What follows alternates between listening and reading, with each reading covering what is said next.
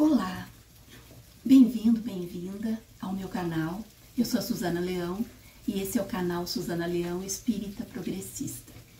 Hoje eu tenho uma história para contar para vocês. Eu quero contar para vocês como, afinal, o Espiritismo entrou na minha vida.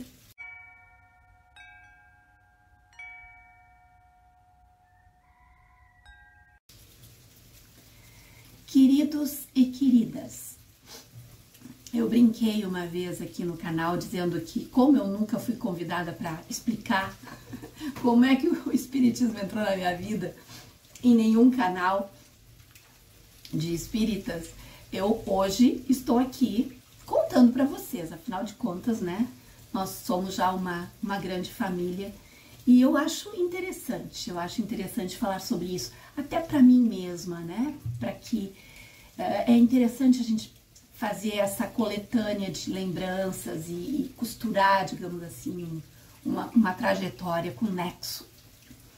E a minha história ela é bem complexa. E eu vou começar desde o início para que vocês entendam como é que eu cheguei até aqui. Eu nasci no Paraná, numa cidade do interior. Quando eu nasci, em 63, meu pai era comerciante nessa cidade, muito bem relacionado. Ele dirigia o clube de diretores lojistas daquela região, era presidente do clube da cidade, uma cidadezinha minúscula, mas tinha o clube com piscina, ele era lá o presidente. E em 63, né? Em 64, eu tinha 1 aninho e a minha mãe estava grávida da minha irmã.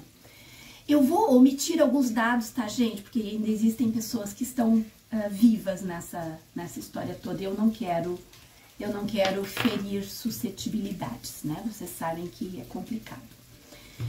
E então, em 64, o ano do golpe militar, meu pai era um comerciante bem sucedido e tal, uma cidadezinha pequena, muito conhecido. E numa daquelas jantas de comerciantes, de CDL, de clube, aquelas coisas de cidade pequena, ele falou publicamente que ele não achava que essa coisa de golpe militar fosse fazer bem pro país. Ele falando como um comerciante que via naquilo um grande problema para os negócios, né?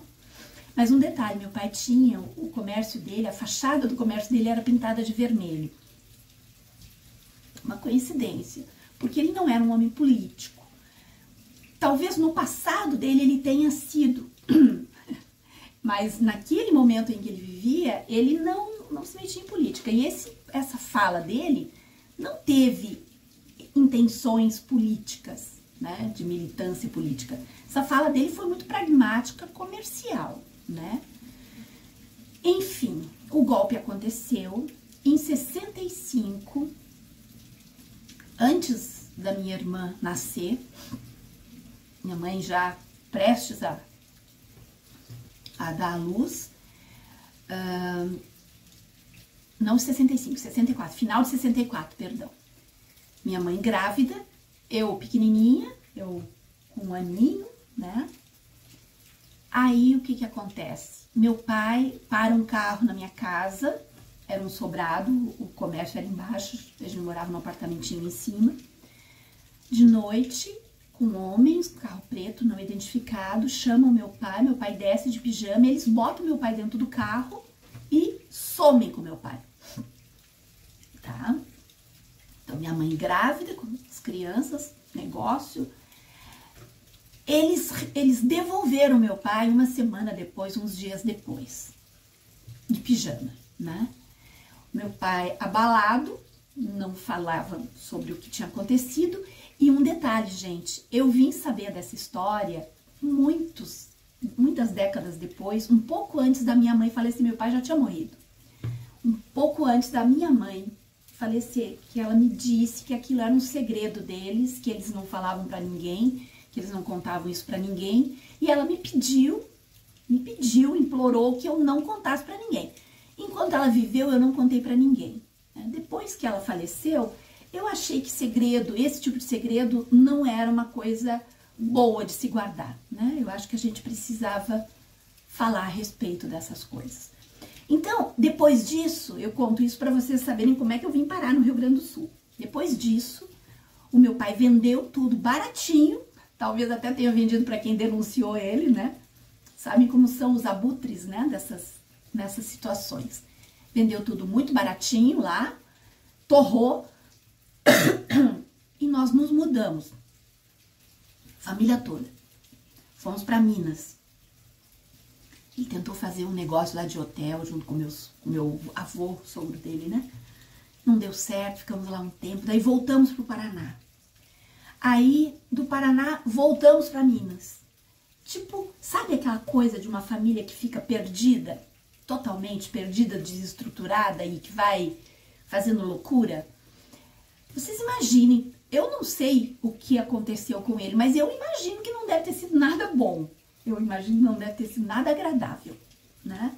Nada, deve ter sido muito traumatizante. Aí depois voltamos pro Paraná. Aí depois do Paraná, daí já tinha vendido tudo lá em Minas, aí ele veio, ele nos deixou no Paraná, lá, junto com os parentes, e veio pro Rio Grande do Sul. Veio tentar fazer um negócio aqui. Eu não vou também entrar em detalhes, tá? Do negócio que ele fazia aqui.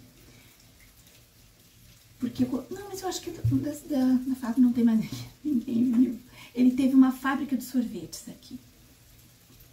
Prosperou aqui durante alguns anos. E aí, ele veio pra cá sozinho, nós ficamos lá. Passado algum tempo que ele já estava estabelecido aqui, nós viemos pra cá. Então, eu cheguei aqui no Paraná, cheguei aqui no Rio Grande do Sul eu ia completar 7 anos de idade, tá? Na década de 70, 1970, né? Início da década de 70.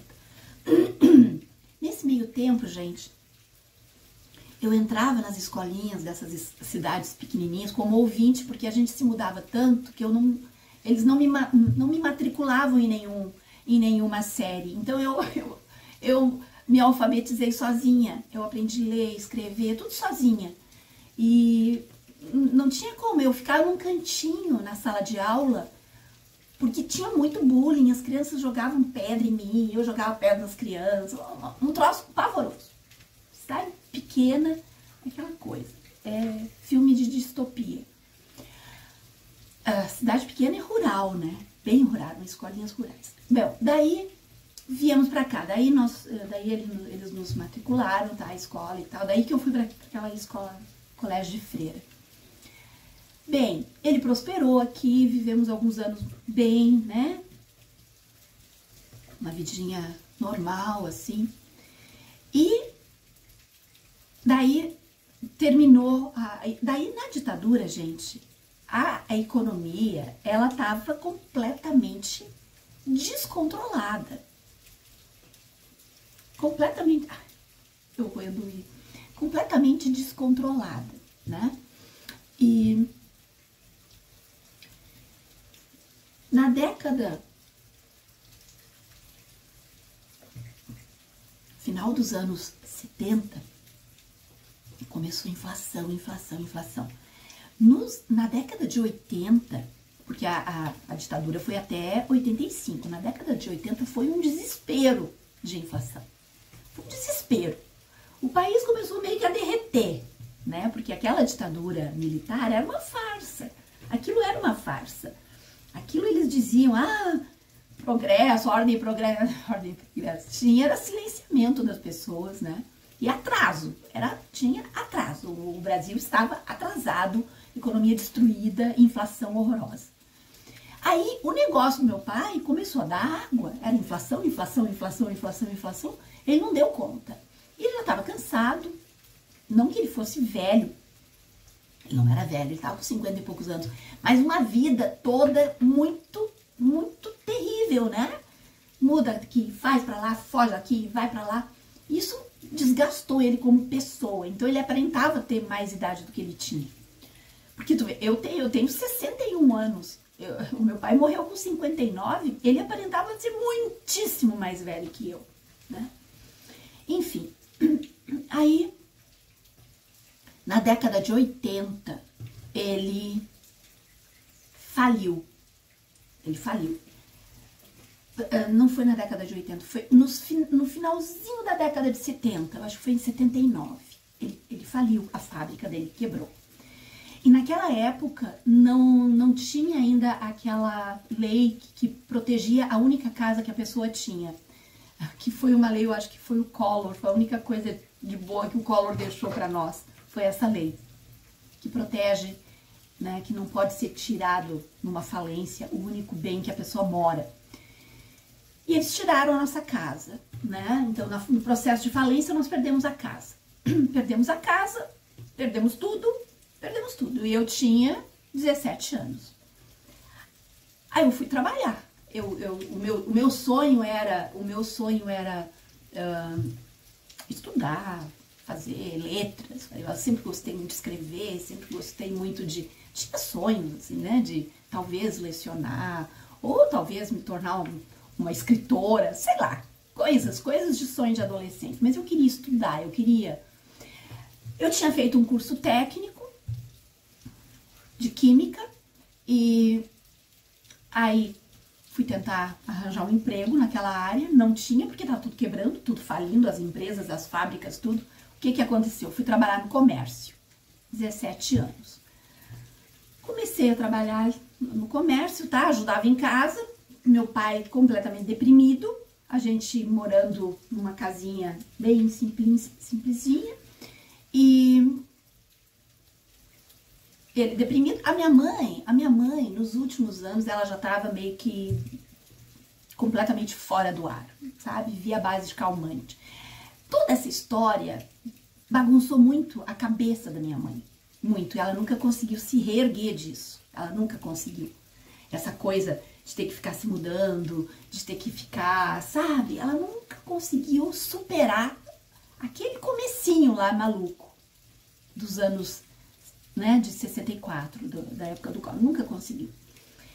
E eu fui crescendo naquilo, a minha irmã mais nova e tal, a minha irmã acho que não se perturbou tanto, ela não tinha essa...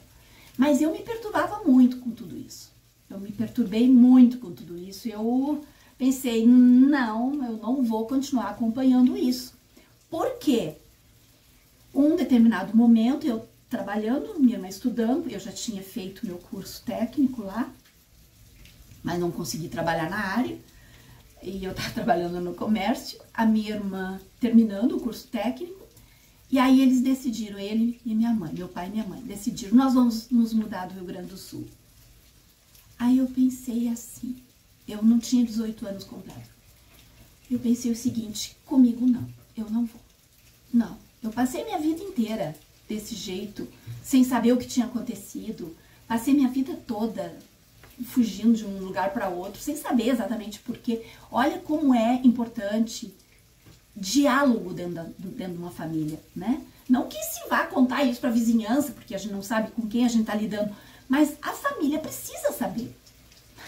Mesmo, sabe, tem que ter uma forma de tu falar para as crianças, falar para os adolescentes. Eu disse, não, eu não vou. Vocês podem ir, eu não vou. Eu estava absolutamente decidida, eu não iria. E eles sabiam que se me forçassem ia ser muito pior. Eu acho que eu fugia. O que aconteceu? O meu pai me fez aquela declaração de maioridade no cartório. E eu fiquei aqui. Eles realmente foram.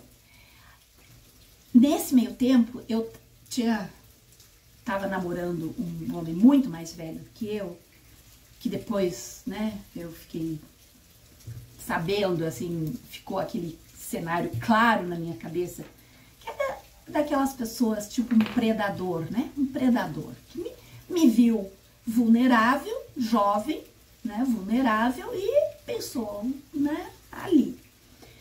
E eu com aquela ilusão de que, meu Deus, vou ter alguém aqui, quem sabe, né, pode dar certo e quem sabe tudo se ajeita aqui. Sonhos juvenis.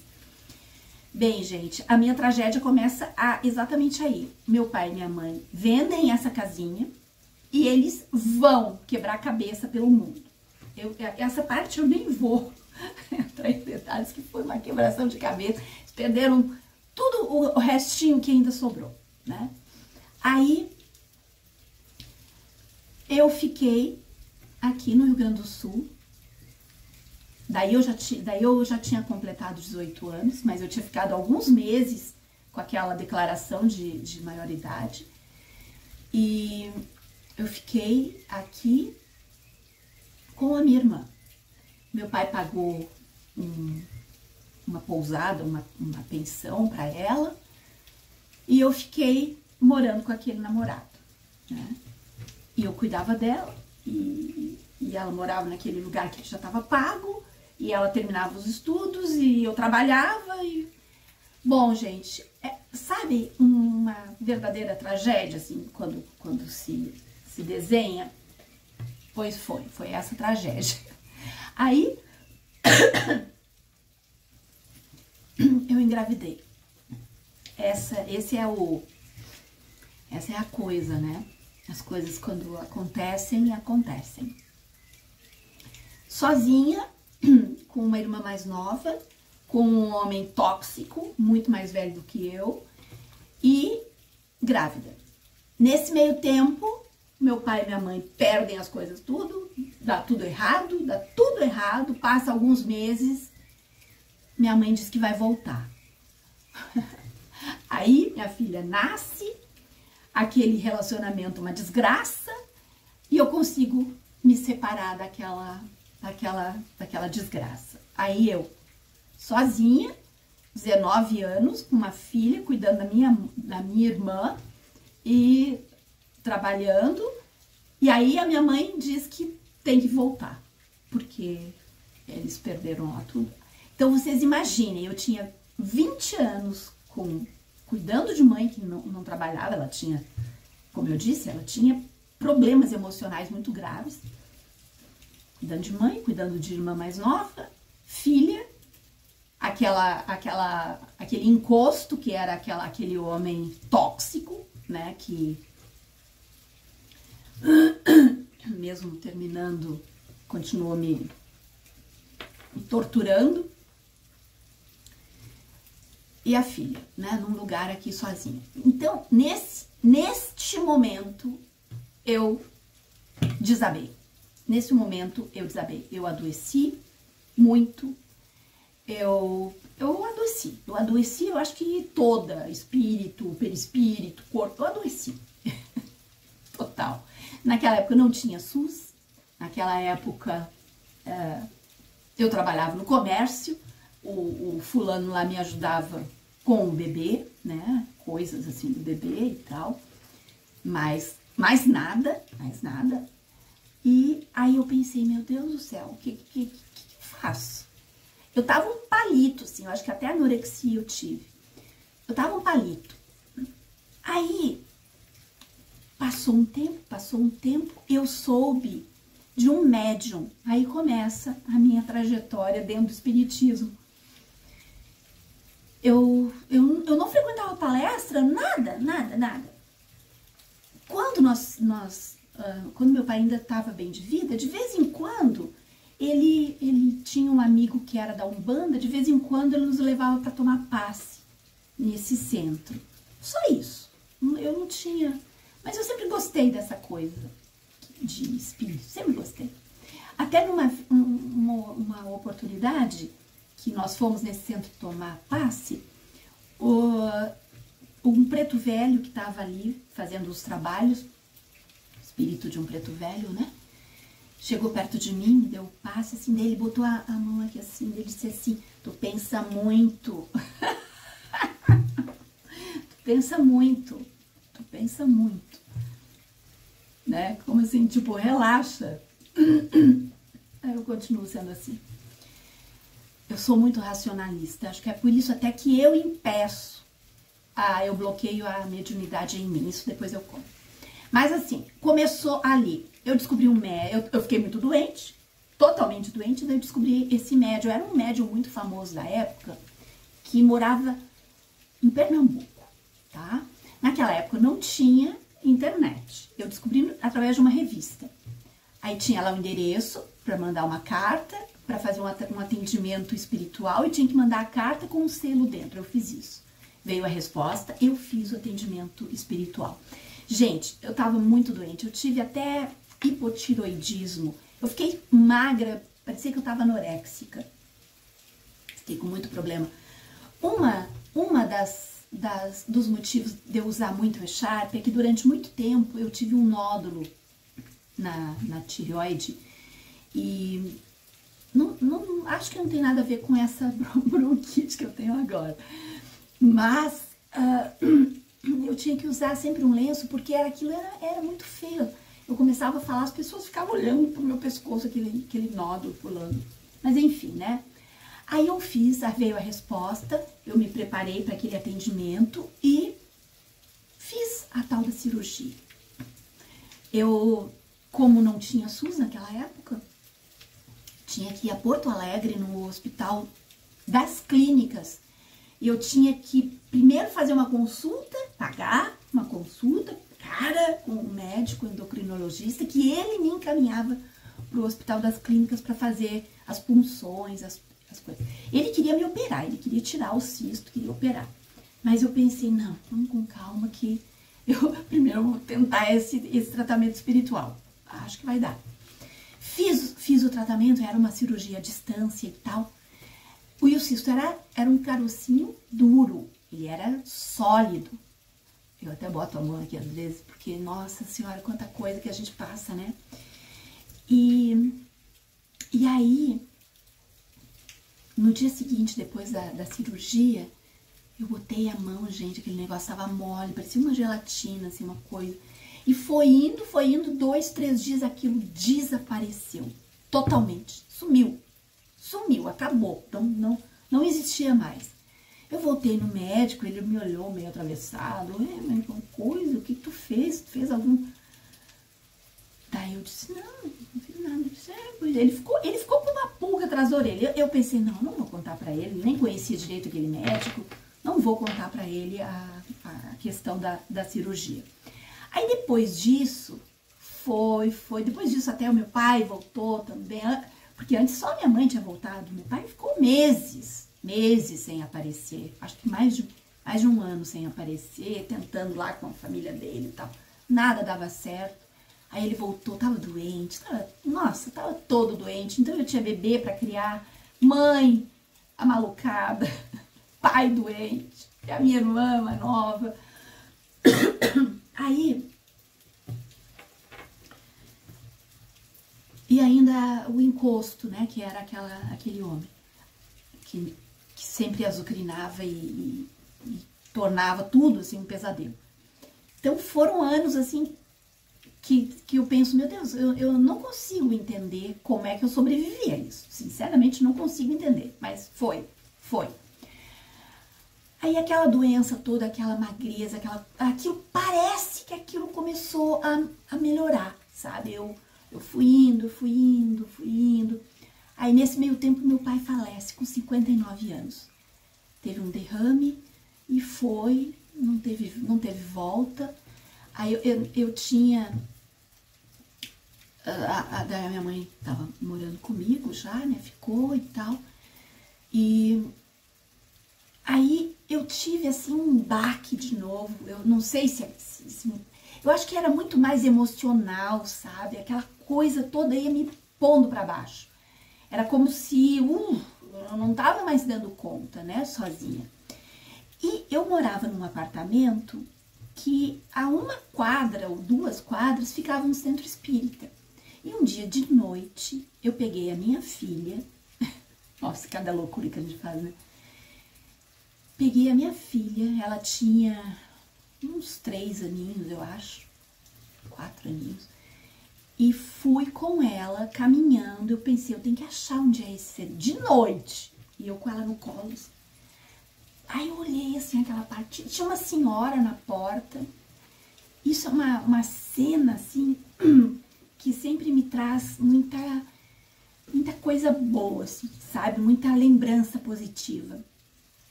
Daí a plaquinha eu acho que estava muito alta, estava escuro, não dava para ler. Aí ela disse assim, minha filha, tu tá procurando alguma coisa? Eu disse, sim, tô procurando ajuda. Daí ela disse assim, tu veio no lugar certo.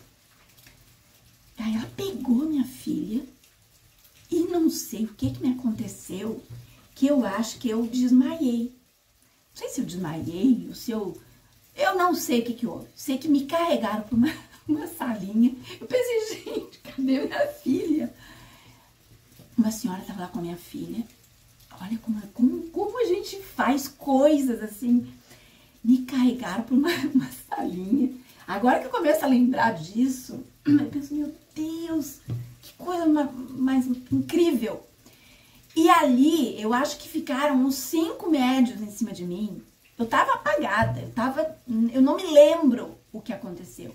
Não me lembro o que houve, não sei se eu fui para algum lugar, se eu me desdobrei, se eu dei passagem para algum... Não sei o que houve. Eu sei que eu fiquei muito tempo ali, eles em volta de mim, aquele monte de médio e tal, e alguém cuidando da minha filha. Aí eu volto, né? Todo mundo quer saber se eu tô bem, se eu não tô bem, onde que eu moro. Foram me levar no prédio. E aí, com o tempo, eu começo a frequentar este centro, né? Eu começo a ir. Daí eu já tava... Aí eu já tava dentro do corpo, de novo. A alma já tinha voltado pro corpo. Aí eu comecei a frequentar. Eu levava minha filha. Era uma festa, porque a minha filha sempre foi, quando pequena, quando criança, sempre foi uma criança daquelas muito dadas, assim, sabe? Tipo, quer ir no colo, vai no colo de todo mundo. Sempre foi assim, muito querida, muito carismática. Aí a minha filha ia no colo de todo mundo, dormia, e eu ia daí me convidaram para ir para um grupinho de estudos, eu fui e tal, eu fiz o tratamento, Aí um dia faltou um palestrante, eu já estava ali, eu acho que há 1 ano mais ou menos, faltou um palestrante, foi uma coisa assim, todo mundo ficou pálido, meu Deus do céu, eram assim tipo senhorzinhos e senhorinhas, e agora... Daí eu disse assim, daí eles ficaram me olhando, e eu pensava, bom, eu disse, olha, se vocês quiserem, eu posso falar alguma coisa. Eu não sei o que a pessoa ia falar sobre o assunto que ela ia falar, mas eu posso falar qualquer assunto. Se puder, eu ajudo. Daí eles disseram, sim. Eu disse, eu vou falar então sobre o amor. A coisa bem ampla. E eu fiz, gente, uma palestra. Eu não sei se aquilo entrou alguém, se saiu, eu não sei o que aconteceu. Eu sei que parecia que não era eu falando. Eu mesma me questionava. Isso não é eu. Não sou eu fazendo isso. Eu fiz essa palestra e todo mundo saiu dali, depois me abraçaram, vieram. E depois desse dia, eu passei a ser palestrante deste centro. E depois desse dia, eu já estava lá no grupo de estudos, eu continuei no grupo de estudos, e daqui a pouco, eles queriam que eu dirigisse um grupo de estudos. E assim, a coisa foi indo muito rápida. Quando eu vi, eu estava envolvida completamente, sabe? Eu ia num dia para as palestras, no outro dia para o grupo de estudos. Aí, aos sábados, eu comecei a ir com a minha filha, ela já estava maiorzinha, né? Passando o tempo. Eu ia com ela num trabalho social que essa casa fazia com crianças numa vila bem pobre. Então, nós cantávamos, e daí ela ensinava as musiquinhas para as crianças. Ela era um toco, ela tinha uns 5 aninhos, mas ela dançava e ensinava. E foi indo, e a gente cantava com aquelas crianças e cantava. Aí um dia eu e ela pegamos sarna. Coitadinha das crianças, que dó. Aí foi muito difícil para curar aquilo, e febre só, e eu morava em apartamento, imagina a confusão, gente. Bom, passado isso, ela foi crescendo e tal, aí eu me mudei também e fui trabalhar em outros centros. Eu continuava fazendo palestra naquele primeiro centro. Com o passar do tempo, eu já estava fazendo palestra em umas 5, 6 casas espíritas. Isso na década de 80 toda. E eu trabalhava em comércio, né? Então, às vezes eu trabalhava até tarde. E aí, depois eu fazia a palestra, daí eu ia para casa. Então, era puxado. Eu saía, às vezes, direto do trabalho para fazer a palestra.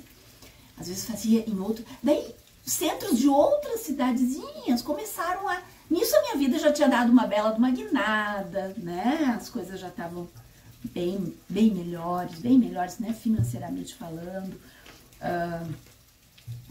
Aquela criatura, graças a Deus, né? Que Deus o tenha, fica bem, né? Não tô falando mal de ti, fica tranquilo. Mas enfim, depois, década de 90, eu continuei fazendo. Depois, a minha filha já adolescente, ela queria que eu fizesse um trabalho com os colegas dela, com a turma dela. Daí nós criamos um grupo de teatro que durou 8 anos, eu acho. Eu vi aqueles meninos tudo crescer, criar barba, ir pra faculdade, casar, sabe? Muito lindo aquilo, muito lindo. Nós ficamos anos fazendo e nos apresentando. As casas espíritas não convidavam, assim, ninguém gostava muito de um trabalho tão arrojado, não gostavam muito. Mas eu mesma me convidava, né? Eu fazia palestra, então eu dizia, bom, no dia que eu fizer a palestra, eu vou levar o grupo de teatro. Então, a minha palestra vai ser a apresentação da esquete teatral. E eu fazia isso. Eu pregava essa peça nas pessoas. E dava muito certo. Nossa, as pessoas ficavam encantadas. Era um trabalho lindo, maravilhoso. A gente fazia cenário, a gente fazia vestimentas. Era lindo demais, era muito lindo. Isso na década de 90. Aí eu conheci o meu companheiro. Aí, alguns anos depois, eu engravidei do meu segundo filho. E eu ia fazer palestra com aquele barrigão, eu ia fazer o teatro com aquele barrigão, porque eu fazia um personagem também na peça teatral. Eu fazia uma velhinha, assim, maluca. Eles me botavam talco na cabeça, assim, pra fazer a velhinha. E eu fazia essa velhinha e, nossa, era meio cômica, assim, sabe? Todo mundo adorava. E eu, grávida, eu tinha que disfarçar aquele barrigão pra fazer o teatro, né? Eu pegava um chale enorme de tricô, dava certo. Aí, daí as coisas começaram a já ficar estranhas, assim, sabe? A gente perdeu espaço no centro espírita, não queriam que a gente ensaiasse mais no centro espírita. E eu sempre ensaiava num dia que não tinha atividade nenhuma. A gente abria, nem ligava a luz, não tinha gasto nenhum, abria, fazíamos o ensaio, né? Depois colocava tudo no lugar, as cadeirinhas. Daí começaram a botar mil defeitos, mil coisas, não nos deixaram mais. Aí eu já tava com o meu companheiro, né? A gente já morava junto. Aí eu trouxe o grupo pra ensaiar na minha casa. E assim foi mais uns 2 anos. Meu filho nasceu e a gente continuou mais uns 2 anos. Mas aí o grupo começou a se desintegrar, né? Minha filha também viajou e tal, foi fazer intercâmbio e os meninos todos estavam já na faculdade, daí não deu mais. E a minha trajetória continuou durante ainda... Tá chovendo, viu, gente? Bem forte. Durante alguns anos, né? Na década de 90 toda, eu fazendo palestra em vários lugares. Nos anos 2000, todo, fazendo palestra em vários lugares. Eu dirigi uns 2 ou 3 grupos de estudos. Teve uma casa espírita que, um dos grupos que eu dirigi, a gente teve que dividir o grupo, porque não parava mais de entrar gente. Eu não sei o que acontecia. O grupo crescia. A gente estava numa salinha, aí daqui a pouco eu tive que levar o grupo de estudos para a sala de palestra, todo mundo sentado lá. Era um grupo que não terminava de crescer. Daí eu tive que dizer, não, gente, eu não tenho condição de dirigir um grupo tão imenso, vamos dividir isso aqui. Aí a gente dividiu o grupo em 2, eu fiquei com uma parte. Aí eu não sei se o pessoal da casa espírita desconfiou que eu estava fazendo alguma coisa muito louca E eles começaram a querer assistir as minhas aulas. Eu achei aquilo meio desconfortável, assim, sabe? Ficavam gravando as minhas aulas, ficavam querendo assistir as minhas aulas. Pensei, gente, mas o que é isso? Que situação estranha, coisa estranha. Eu dando a aula lá, daqui a pouco eu vejo, entra, tipo assim, sabe, sim. Entra alguém lá, que era da direção da casa, e senta lá no fundo, assim, fica tipo aquela sombra, assim. Ai, aquilo começou, eu pensei, ai meu Deus, que situação chata isso. Aí um dia eu fui perguntar isso, tem alguma coisa acontecendo? Nem, a gente só quer saber. É que eles ficaram achando, porque assim, grupo de estudos, na média, gente, é assim. Começa com 20, termina com 2. É assim que é. É assim que é. Os que eu fazia parte como aluna, era assim, começava um grupo grande, quando tu vê, 2, 3 eram os que aguentavam levar até o fim. É assim. O meu grupo, como eu abria para dúvidas, para questionamentos, sabe, eu não bloqueava ninguém, as pessoas falavam, e tinha coisa que eu dizia, gente, isso aqui não é, não caiam, não levem isso mais, isso foi no século XIX. Eu já era progressista sem saber. Antes do movimento progressista ser criado, eu já agia de uma forma progressista. E aí, o que acontecia? Ao invés do grupo diminuir, o grupo só aumentava. Porque o fulaninho trazia mais alguém, o outro trazia mais alguém, e o grupo ia crescendo, crescendo. Eles começaram a desconfiar. Eles começaram a achar que eu estava fazendo alguma coisa muito estranha, muito louca, né? E ficavam lá me vigiando. Aí, eu me mudei de novo. Eu me mudei para um bairro muito afastado.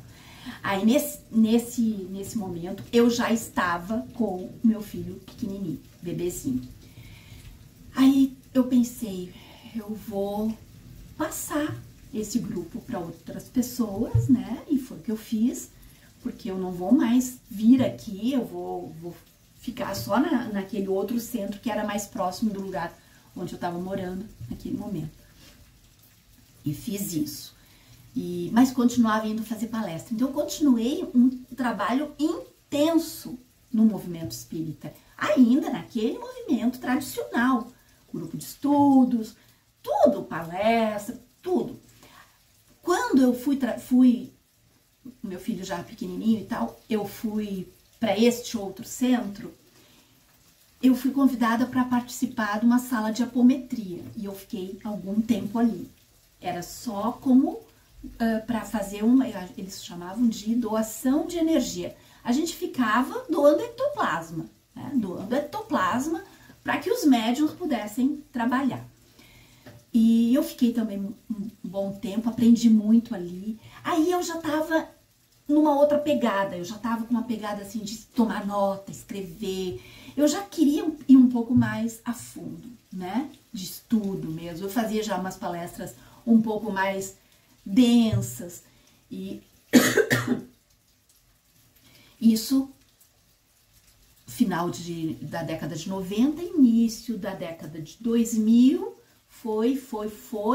Em 2013, em 2004 a minha mãe falece, em 2004 a minha mãe morre, né, ela morava comigo, e aí nós pensamos, eu e meu companheiro, nós tínhamos o terreno aqui, no sítio, né, tinha só uma pequena casinha construída, assim, era tipo um grande cômodo, um banheirinho, uma cozinhazinha, e era nosso, né? Aí nós pensamos, e onde nós morávamos era uma casa grande, porque minha mãe morava junto, né? E o meu companheiro tinha o local de trabalho dele, e nós pensamos o seguinte, por que nós vamos continuar pagando esse aluguel se a gente tem um lugarzinho, porque era um aluguel alto, era uma casa enorme, né? Se a gente tem um lugarzinho que a gente pode morar no sítio. Então, em 2004, minha mãe falece. A gente sempre não vinha porque a minha mãe não tinha onde ficar, né? O lugar era muito pequenininho. Para nós dois e o bebê dava. O bebê não, ele já era grandinho, né? Ele já tinha 4 anos, eu acho. Ele tinha 6 aninhos. E aí, nós viemos, nós entregamos aquela casa, ele alugou uma salinha pequenininha para o trabalho dele. Eu botei o meu pequeno ateliê, eu já estava no meu ateliê de bolos, eu já tinha fechado o meu negocinho lá, o meu comércio. E nós viemos para cá, em 2004, né? Daí começamos a juntar para poder construir a casa, né? Aumentar a casa, enfim. E eu continuei, mesmo morando aqui, continuei indo, fazendo palestra durante muito tempo. Até que em 2015 começou em 2013 já começou um clima horroroso, com aquelas passeatas, aquela gente louca andando fantasiada de bandeira, com bandeira nas costas, aquelas coisas. Tinha, né, na Paulista, aquele vai e vem da Paulista, que teve gente erroneamente chamando aquilo de jornadas de junho. Aquilo foi jornadas dos zumbis golpistas, coisa mais horrível. E aqui também começou a acontecer. Então, pessoas do centro espírita que eu trabalhava já começaram a andar com bandeira nas costas. E a gente, daí já existia, né, um pouco a coisa da rede social, já existia. E a gente já começava a ver um clima, uma coisa estranha. Em 2015 foi aquele horror, né? Aquele horror. Em 2016 o golpe se concretiza. Em 2015, uma vez eu cheguei para fazer uma palestra, ou foi em 2014, não sei. E aí tinha um outro palestrante no meu lugar. Ele, sabendo que eu estava vindo de uma outra cidade, que eu viajava 30 quilômetros para poder fazer a palestra, e não foram capazes de me ligar, né? Já tinha telefone naquela época, já tinha celular naquela época. Era um celularzinho tosco, mas já funcionava, né? E tinha telefone fixo também. Podiam ter me ligado. E, enfim, né? Aí aquelas coisas todas começaram a acontecer, começaram a pipocar isso, começaram a pipocar. E aí, gente, desandou tudo. Em 2016, eu praticamente fui convidada a me retirar, né? Praticamente. De uma das casas. E daí das outras eu me retirei voluntariamente. Então, a história toda é sempre muito parecida. Quando eu trago pessoas para conversar aqui e contar as suas trajetórias, eu sempre fico com essa impressão, é tudo muito parecido. Todo mundo viveu as coisas muito parecidas. Eu não digo da vida pessoal, né? Eu digo da questão da jornada dentro do movimento espírita. E agora, então, estamos muito felizes, muito realizados, porque o movimento espíritas progressistas é uma realidade, ele existe, existem vários canais com espíritas progressistas, existem vários portais, existem vários espíritas que escrevem artigos, que publicam coisas muito interessantes, né, em blogs, em sites, inclusive vários espíritas dando opiniões em portais famosos de notícia, né, como é o caso da Dora Encontre. Então, existem muitas coisas lindas, maravilhosas que estão acontecendo agora, que estão nos revigorando, né, nos fortalecendo, e eu acho que a gente está recém começando essa caminhada. Eu fiz esse relato com todo o meu amor, com toda a minha sinceridade. Eu espero que vocês gostem dessas histórias todas. Eu sei que nem sempre as coisas são só felicidade, né? Mas eu acho que é importante me conhecer, é importante saber como é que eu me tornei também uma militante, né, gente? Depois de tudo que eu passei, que a minha família passou, como é que eu me vejo como uma militante de esquerda, como eu me vejo uma militante feminista, como eu me vejo uma militante do ambientalismo, da ecologia. Enfim, é isso, meus queridos, minhas queridas. A gente se encontra de novo por aí. Um grande beijo. Fiquem bem.